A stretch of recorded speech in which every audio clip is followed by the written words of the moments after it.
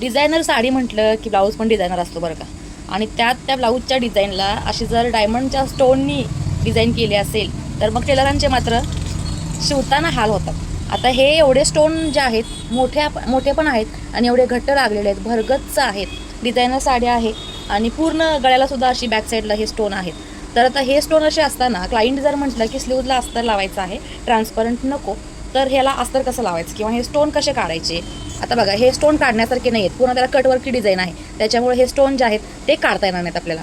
पण ह्याला जर आपल्याला स्लीवला अस्तर तर लावावं लागेल, तर कसं लावायचं. एका स्लीवला मी अस्तर लावलेलं आहे आणि स्टोन न काढता लावलेला आहे बरं काय. बघा, स्टोन न काढता स्लीवला अस्तर लावलेला आहे. पूर्ण या साईडनी आणि या साईडनी दाखवते, कारण हे खडे असे लावलेले आहेत की ते आपण काढू शकत नाही आणि ह्याच्यावर मशीनी फिरवू शकत नाही. तर त्यावेळेला काय करायचं आहे हे तुम्हाला मी सांगते. आता हा जो आहे तो अस्तर लावायचा अजून शिल्लक आहे.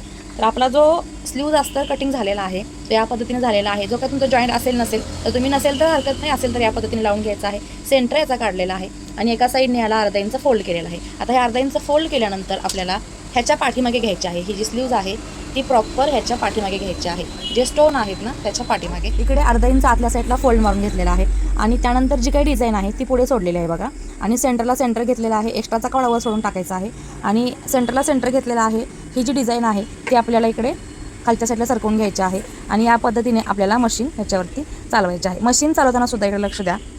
हे जे खाली दाबच्या खाली जे खडे येत आहेत ते बघा, हे सुद्धा आपल्याला व्यवस्थित साईडला सरकवता आले पाहिजेत. हलकासा दाब बघा. आता हा दाब पॅक आहे, इथे मी उचलला आहे. तुम्हाला जर सिंगल दाब असेल तर सिंगल दाब लावू शकता. डबल दाब होतेच मी शिलाई करते, त्यामुळे काय केले, आता तुम्हाला दाब इथे मुवमेंट होताना दिसतोय, तर हा दाब बघा इथे आता पॅक आहे. हलकासा मी उचलते नकळतपणे आणि मग याला आपण या पद्धतीने स्टिच करायचं आहे, जेणेकरून हलकासा दाब उचलला जाईल आणि कपडा जो आहे तिथून मूव्ह होईल. आणि या पद्धतीने आपल्याला प्रॉपर अशी टिप मारत हे स्टिच करून घ्यायचं आहे.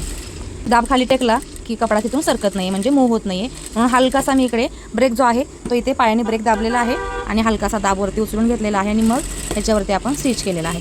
सिंगल दाबचा उपयोग केला तरीसुद्धा व्यवस्थित तुम्हाला हे सेट करता येईल. आणि या पद्धतीने हे लावल्यानंतर बाकी जी काय आपली स्लीव्ज आहे ती इथे आपण शिवून घ्यायची आहे. पिन लावून घेतल्यामुळे हा कपडा हलत नाही, कारण कपडा खूप नाजूक आणि खूप सॉफ्ट आहे, त्याच्यामुळे तो हलू शकतो. शेवटी पिन काढलात तरी चालेल. आणि या पद्धतीने आपल्याला ही स्लीव्ज लावून घ्यायची आहे. जसं मी तुम्हाला दाखवलेलं आहे त्या पद्धतीने दोन्ही स्लीव्ज मी लावून घेतलेले आहेत. या साईडने अस्तर आहे फोल्ड केले आणि या साईडने प्रॉपर आपल्याला हे खडे न काढता सुद्धा प्रॉपर पद्धतीने स्लीव्ज लावून झालेले आहे.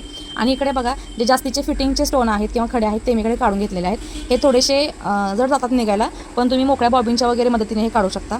हे बघा, आणि ही स्लीव्ज जी आहे या पद्धतीने अटॅच करू शकता. सो असे जर खडे असतील तर तुम्हाला प्रॉब्लेम होत असेल, तुमच्या प्रॉब्लेमवरती हे सोल्युशन मी तुम्हाला सांगितलेलं आहे. व्हिडिओ आवडला तर लाईक, शेअर आणि फॉलो करायला अजिबात विसरू नका. बाय.